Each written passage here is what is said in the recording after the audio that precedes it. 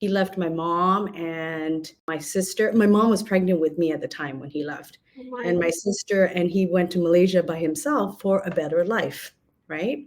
For Mm-hmm. all of us, for more opportunities, to make more money, to take care of his family. So by the time I was 2 years old was when we went there to Malaysia to join my dad. I had a very interesting experience because we didn't have video cameras to look at each other, or emails to send photos of each other.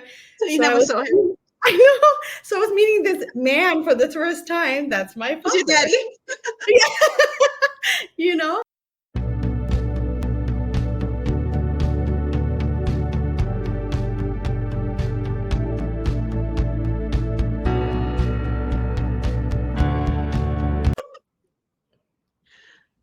Hello, everyone. Welcome back to Journeys of Life podcast. I am here today with my friend Kay Shehaj.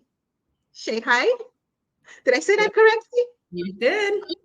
Perfect. Guys, buckle up. Have you ever wondered what it's like living the digital nomad lifestyle, traveling from country to country, with a 2-year-old? Well, she does it all. And on top of it, she's also a real estate investor and a former nurse. So this is going to be good. Hi, Kay. Welcome. Hi, Fatu. Thank you for having me. This is a great opportunity to connect with you. Oh my God, the pleasure's all mine. I'm so excited for this. I am super, super excited. Please start from the beginning. Who are you? Where are you from? Because we were having this conversation, Yep. and just walk us through from the beginning. Okay, so I'm Kay Shehai, and I am Burmese. I was born in Burma, and I left Burma when I was two. My parents are physicians, so we traveled around the world, so to say. And the first country we went to when I was 2 years old was Malaysia. I lived in Malaysia till I was about 6 years old, 5, 6 years old, and then we moved to Oman, and we lived in Oman for about 2.5 years, 3 years. I loved my time there. I went to a British international school. I have friends from all over the world. Neighbors were from Denmark, India, Canada. Like it was wonderful. And after that, went back to Burma for about 2 years, and then we went back to Malaysia. In Malaysia, I went to high school, went to junior college, and then after that, in December 2023, I moved to the States by You myself. mean 2003? 2003? Yes. Oh, where's time? Yes, 2003. Yep. Wow. Oh my Yep. God. Okay, just stop. Let's pause there for a minute. Okay. What languages do you speak? I I used to be able to speak. Wait, hold on. Four. Yeah. Wow. But sometimes when you don't practice it, you don't. You forget.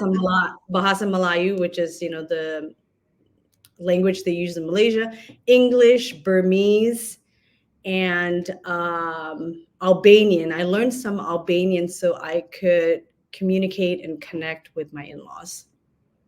Yeah. Awesome. That is wow. Okay. So you are like multicultural. You know about different cultures. You lived in different cultures and different religious, amongst different Mhm. religions and different Yep. cultures. So what was that experience for you like? Like, I mean, not a lot of people usually travel outside their city. You're Hmm. country hopping from the age of 2. Yeah. Um, the beauty in it was that I got to relate with anyone from any background. And I would say the biggest strength that that experience gave me was adaptability.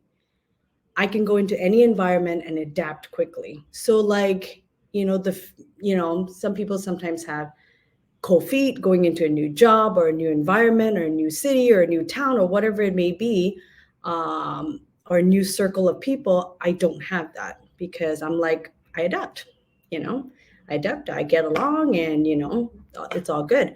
And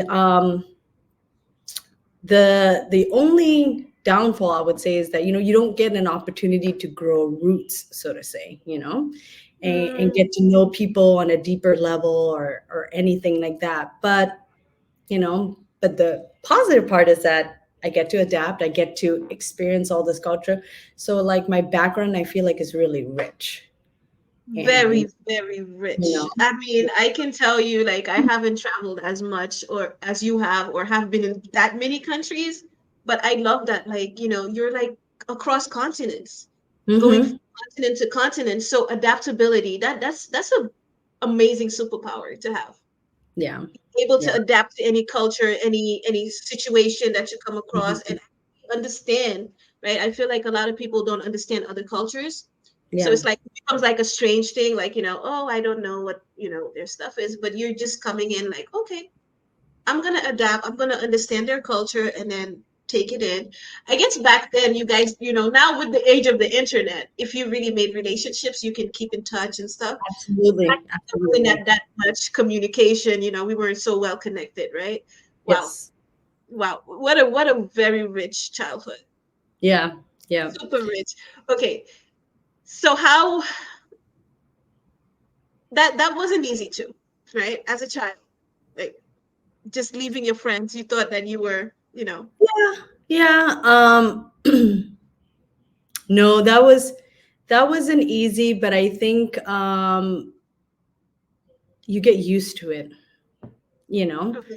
And also, I think by the time I was in college and high school, I mean those, the internet was starting, and what is it, MySpace at that time, all AOL these chat different room, AOL chat, MSN Messenger. Yep. MySpace. That things that people don't know what those are anymore. But like those were starting off. So, I still have those relationships. I still am friends with those people that I went to junior college with. And Amazing. we keep in touch through, Mhm. Facebook now and Instagram and WhatsApp. So, you know, I Wow. still have those relationships, and I still have the opportunity to deepen it, Hmm. you know? So what was, like, I'm curious, what was the reason for your parents like just going from country to country? I'm a little curious. Sure. So Burma in the 80s had a civil war that broke out, and it was dangerous and not safe to live there. And so both my parents are physicians. So they were just, my dad took the plunge and he left. He left my mom and my sister. My mom was pregnant with me at the time when he left, Oh my. and my sister, and he went to Malaysia by himself for a better life, right?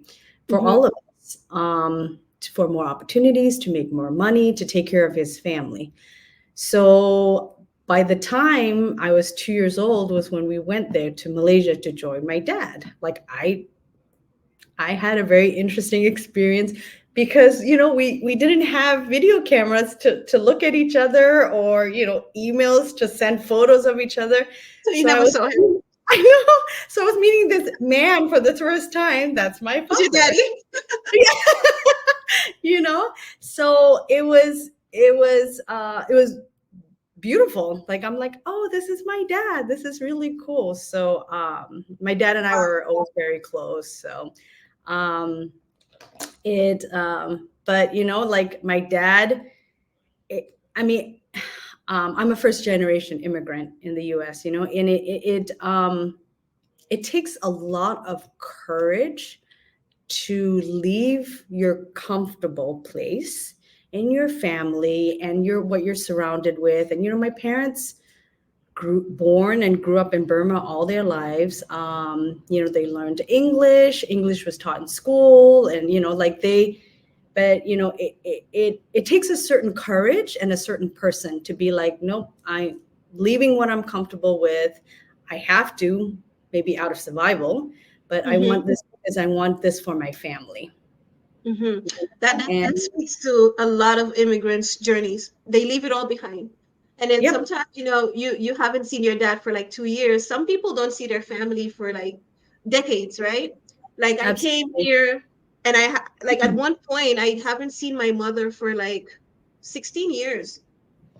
Like I stayed 16 years Wow. with my mom, and Yeah. that was like, so that's, it's weird, it's tough, it's not easy. That's, immigrants have are built different. It's like this toughness that comes with just Yep. having to survive, because you don't have a lot of choices and just doing what you have to do. Yep. So that's amazing. Okay, so you guys, did move out of safety, obviously. Um, Out of safety for opportunities. Yep. yes, For a better life. And yeah, a lot of people when I first met them, they're like, you don't have an accent, like at all. I'm like, yeah, that's because I've been learning English since kindergarten.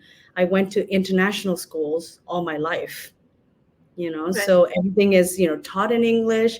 It was the British system, so I had to get to used to the American English when I right, came to right. America.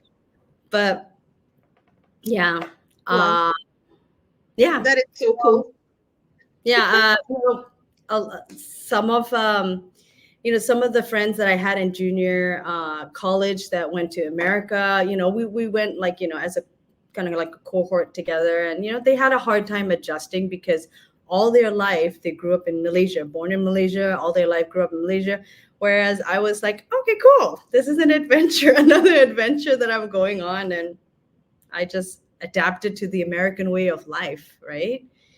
and and the other thing too is like I made it a point to have friends that are local from there, so not just sticking to your community, The but international community, yeah.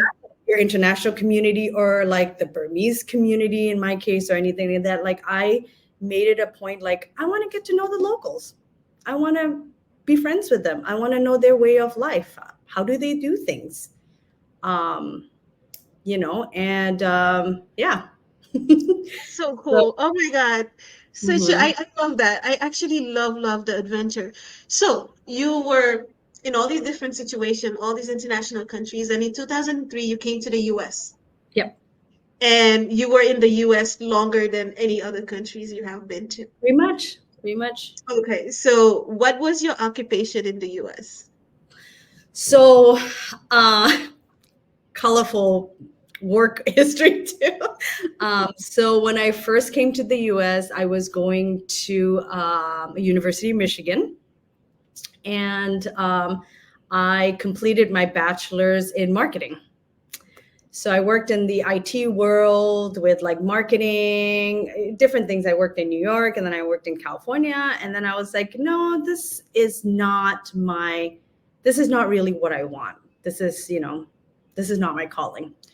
So then, when I moved to Arizona, a few years after, I did my bachelor's in nursing. So I got my bachelor's in nursing. So I have two bachelor's degrees, Oh, and I love it. Like I love being a nurse, and I still have my licensures. I always, try to keep it active. I worked hard for it, you and did. yeah, I worked for it. I worked in that field for about 10 years. And then after I became a mom, I've always loved real estate too. The passion and the dedication and the commitment behind acquiring properties, and having, I don't know, the whole world of real estate is just amazing to me. And so I went into real estate investing full time, and I have been very successful in it. Hence, my husband and I, my husband owns a solar company, and we just structured our businesses in a way that we could live the nomad life.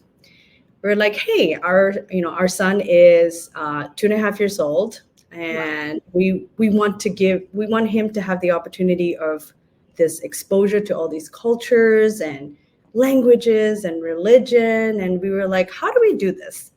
How do we do it so that we can expose him to all of that, expose us to all of that too, and have our businesses work?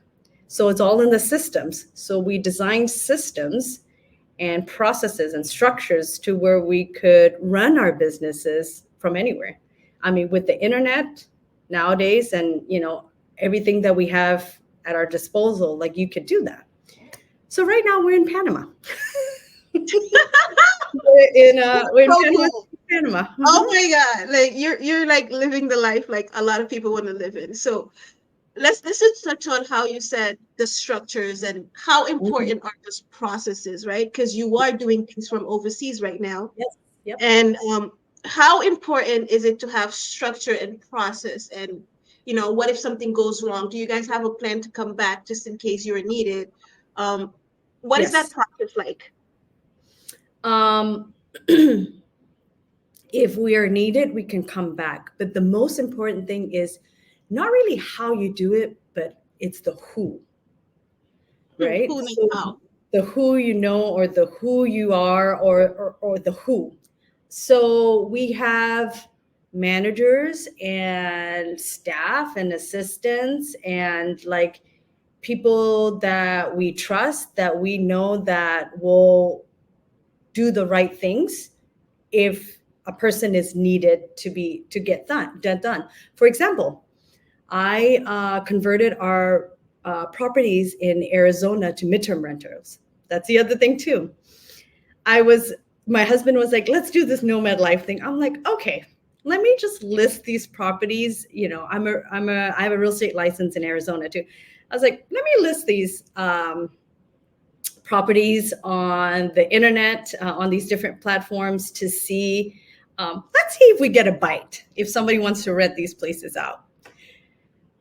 I think it's God's design, honestly, because they both rented it out at the same time when we wanted to go. And it just, when something is meant to work, it just flowed so well.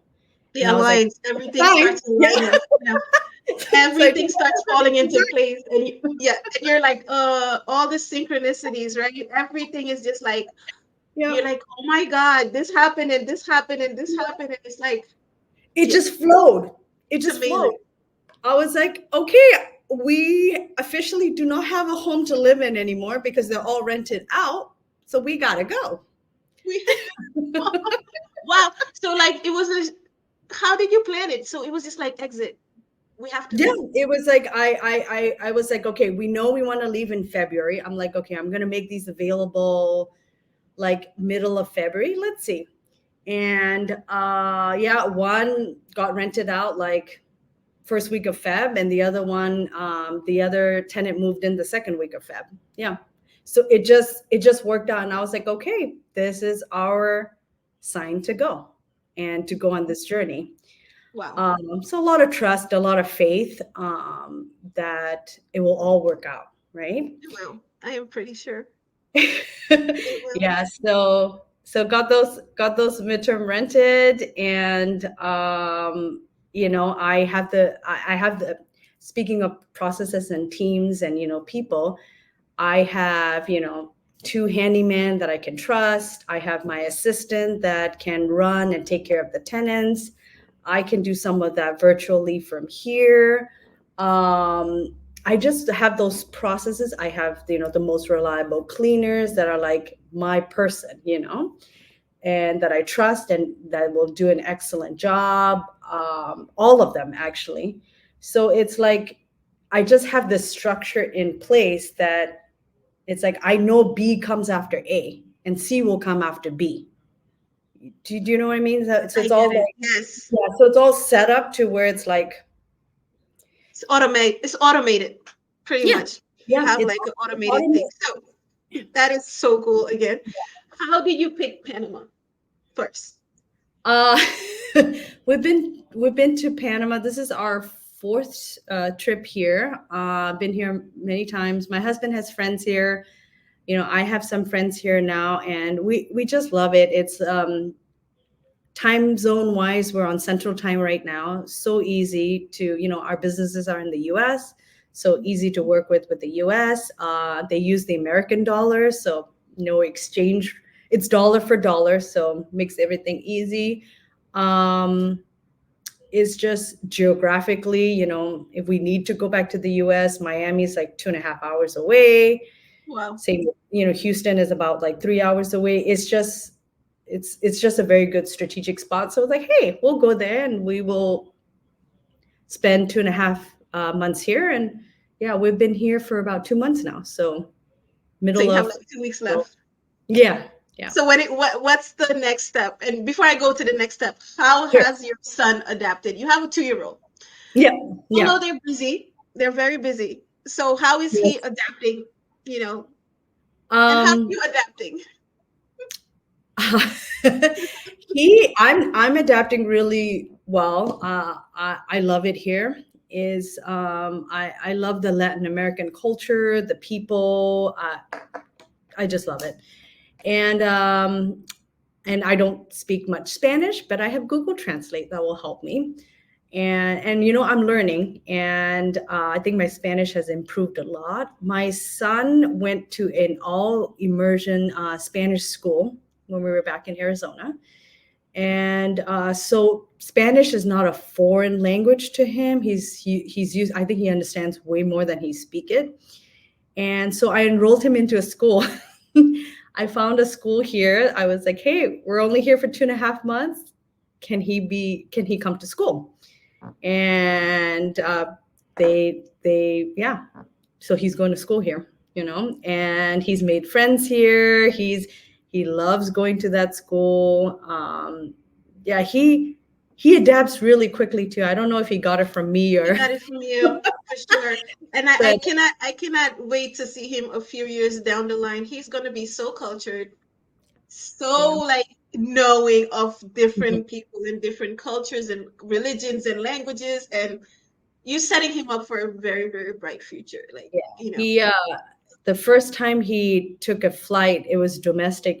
But I mean, it was far. It was from Phoenix to Miami. He flew at 3.5 months. So, so he's used to it. we should fly airlines. Yeah. He was He's asking used me, to it. the other day, Mommy, airplane? I was like, not yet, honey, soon. He's Yeah. ready to go He's on his like, next adventure. why are we still here? We need to go. Oh, I love this. Oh my God, this is so fun. And Yeah. so how are you guys planning your trip around the world? Because I know this is the first stop of many. So Yes. what do you see in the future? Like from Panama to where? Yeah, so Panama is our first stop, and we are going to leave here April 21st. And we're going to go to Orlando for we have a real estate conference there, the Squatter Summit. Um, and so excited for that event. It's going to be great. We're going to be there for about a week and a half. I have a lot of business partners that live in Florida, and also it's nice to be back on US soil and do things that you need to do, so to say, and things that you need to take care of. So we're going to do that, and after that we're going to go to Tulum, to Mexico. We'll probably stay in Tulum for about 2 weeks, maybe 3 weeks. After that we're going to go to Miami, and then we're going to go to Turkey. So Istanbul. We're gonna go to All the Istanbul way. first. Yep, all the way. Yep, we're gonna cross the pond. Go to middle, yeah, going to the Middle East after that. That is so Yes, cool. Oh my God. we're Okay, gonna go so to Turkey. Yep, and then Turkey, and then we're gonna be in Europe. Several countries in Europe: Spain, Italy, Albania, probably Portugal. Haven't finalized completely yet. And then we are also going to the Middle East as well. So we will be going to Dubai. My husband's very curious about Saudi Arabia. mm, I never got to go there when I lived in Oman. So he's like, let's go back to Oman. Let's see how it looks like 30 years yeah, later. it's probably different. A lot Probably totally different. different. Yeah. Yeah.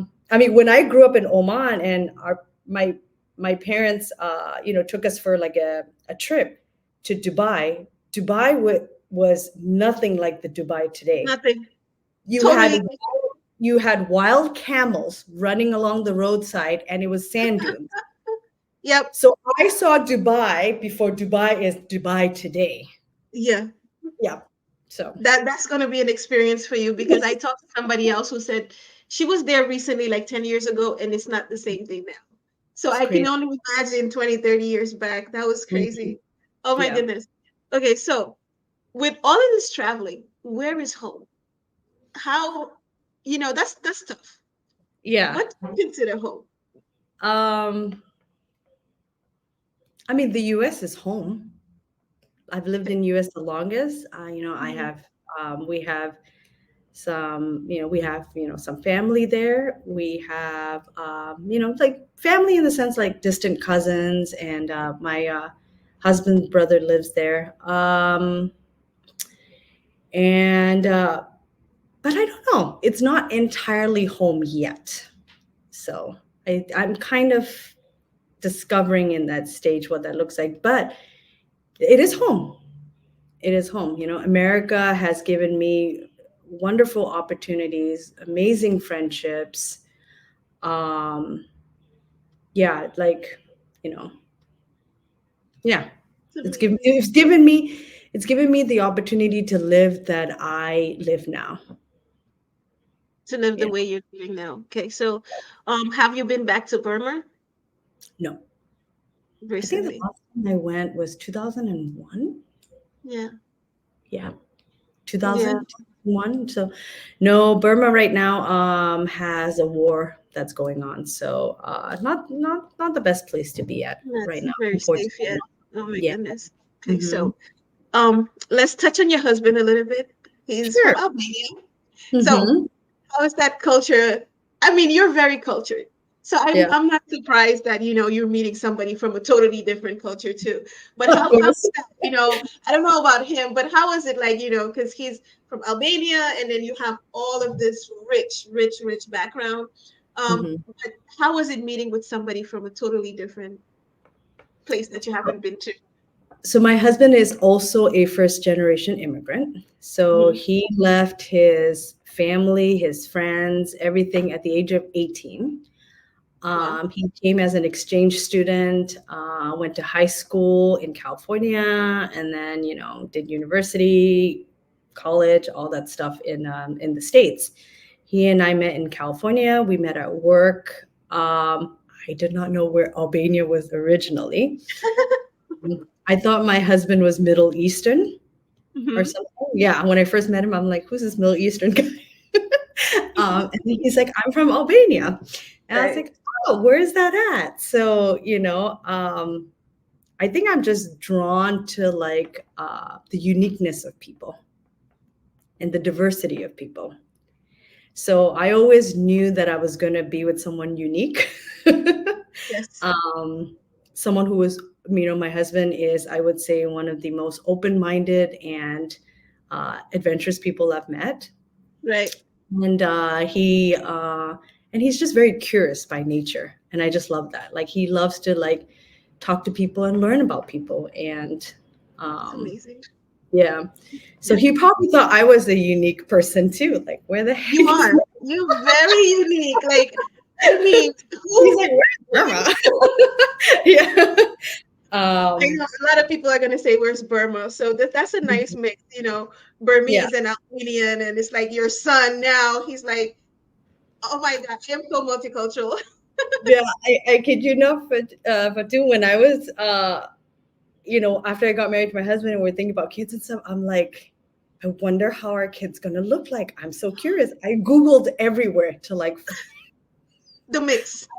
I really think our son is like the first of Really? I doubt yes, it. I really think so, because Albania is such a small country. I mean, an Albanian and Burmese, like, it's just Listen, I I love really don't think Albanians. that combination exists.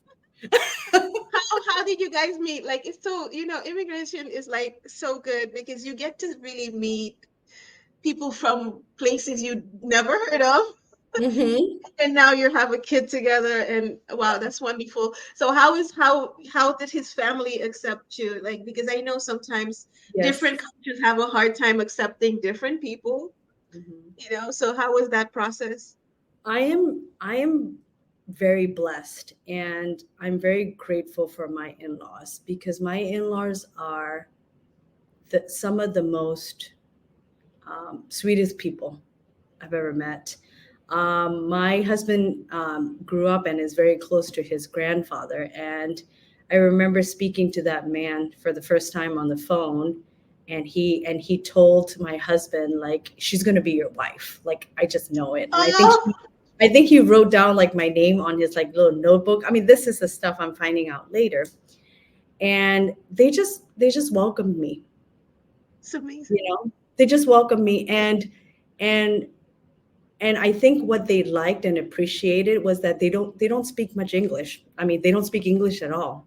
So what I did was, in Arizona, we have a program at the university where you can learn Albanian, like over the summer. So I was like, I want to connect to these, and I want to connect to them. I want to get to know them. I'm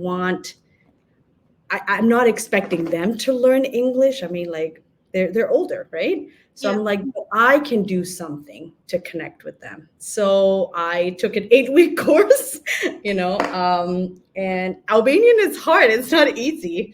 It's I hard. still tell my husband to this day, and I can speak some of it. I understand way more than I can Yeah. speak it, but that's what I did. And I took the time, I took the effort, and I think who I am and how I show up for my husband and how I show up for them, and they're just like the warmest, sweetest, and most loving people ever. Like, I know sometimes people don't get along with their in-laws, or like, especially when you're from different cultures, It's like complicated. Yeah. European, Asian, like, but there are some similarities, like we both come from cultures that are family oriented.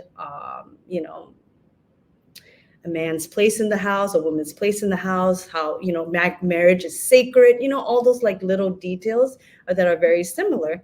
So I just focused on the similarity. And when we had our wedding, we had people from all over the world come. I can uh, imagine. it was truly great. Didn't speak English, some spoke English, but everybody, there was not a dry eye in the room, when we got married. And it's because we really focused on love, like universal love. Like, it's just love. We all Yeah. connect in that way. And that's a universal language. I think everybody understand when somebody's being kind and Yes. somebody's being kind to them, no matter where they're from or who they are. Yeah. Kindness is like, it doesn't need words. Yeah. You Yeah. can tell. Yeah. Wow. Yeah. What a And journey. I think, yeah. I think it really takes us in who we are, and it's almost like you lead and they will follow, kind of thing. You just that's all we focused on during our wedding was, we didn't worry about, oh, would they get along with each other, because one speaks English, one does not speak English, one speaks this language. But then we were just like, no, it's okay. We're all one, we're all together. So and we just focused on that, and that's what showed up. Love it. Yeah. I love this so much. Oh my God.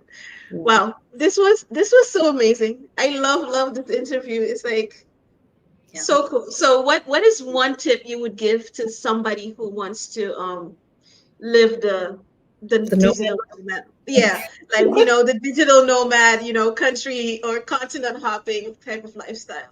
What is your one with, thing with the toddler. with a Okay, toddler?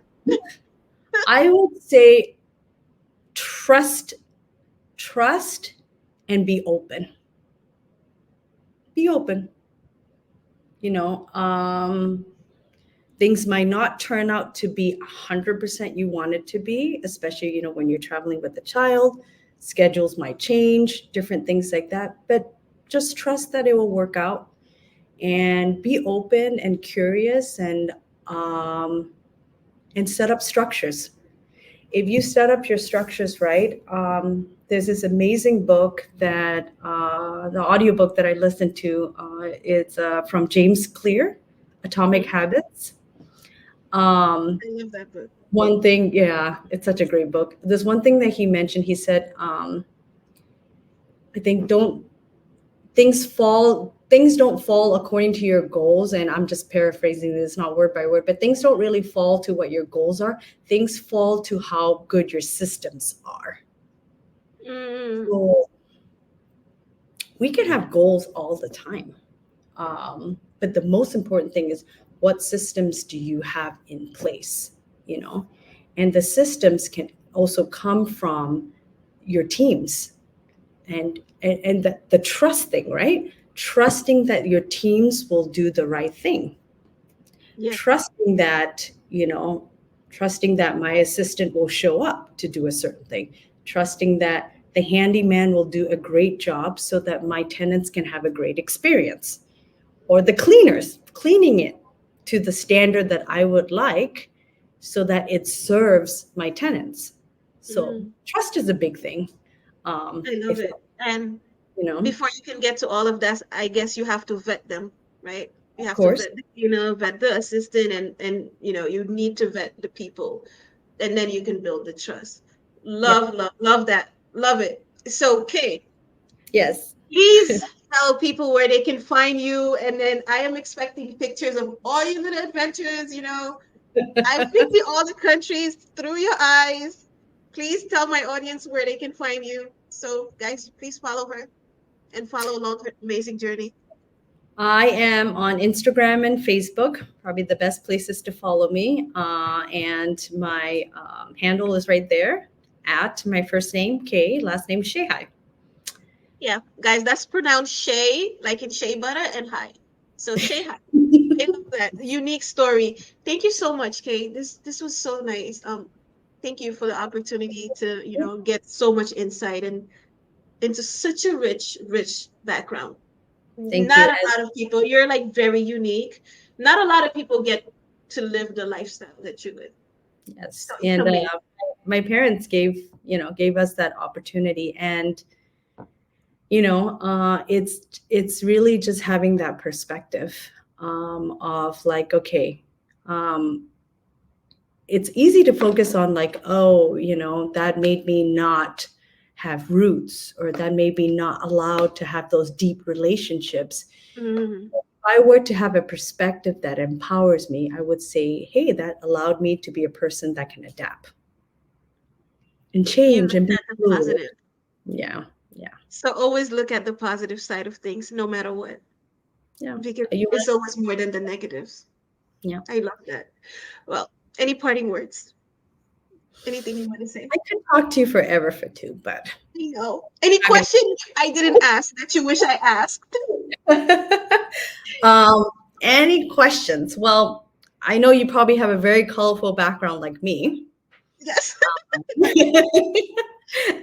that's a So, story for another day. okay, okay, we could do that. But no, I just really wanted to tell you how grateful I am that you have me here, and thank you for giving me the time to share my story. It's an amazing story. You're gonna inspire so many people. And Thank you. me, I'm first in line because once I get settled, I am taking my kids and we're gonna country hop and continent hop for sure. I want them immersed in culture. I want them immersed in not just the block or the school that they go to, right? I want them to see other people, how people live, and be grateful. I think seeing other cultures and other places, Absolutely. it builds gratitude, right? Because those Yes. people might not have a lot, but they're like some of the happiest people on earth. And it's Absolutely. just Yep. like, it's Yep. amazing. Well, Some of the anyways, happiest people. Yep, for sure. thank you so much, Kay. I really appreciate it. We're going to end it here because we can talk forever. Yes. So maybe we'll have you on after a few months and then you can update us on how your son is adapting and all this. Thank I you. would love Bye, that. guys. Thank Please you. follow her. Follow her, Kay Shehaj, on Instagram and Facebook. Please follow her along her journey. Thank you, guys.